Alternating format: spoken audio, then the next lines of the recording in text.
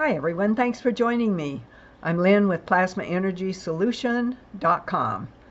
I have a new video over on my Brighteon channels and I hope you'll take a look at it. I've got the link in the comments below and you might be interested to find out what in the world is she talking about.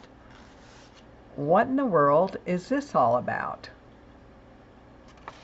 Or this?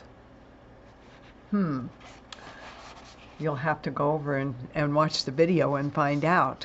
And also, I'll remind you, we always have a special on the home page, so you'll want to look at that when you place an order because it's going to give you a savings of some type or another.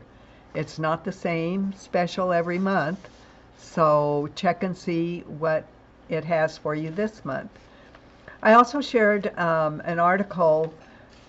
I'm going to make a blog of the notes I took from the video, and it was on the 5 important seeds for our diets that contain a very large amount of protein.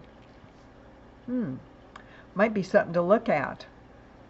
If you're getting a little sticker shock when you go into the meat department, well, this might be a nice way to supplement in your diet with seeds that have a longer shelf life, and some of these have a high amount of protein.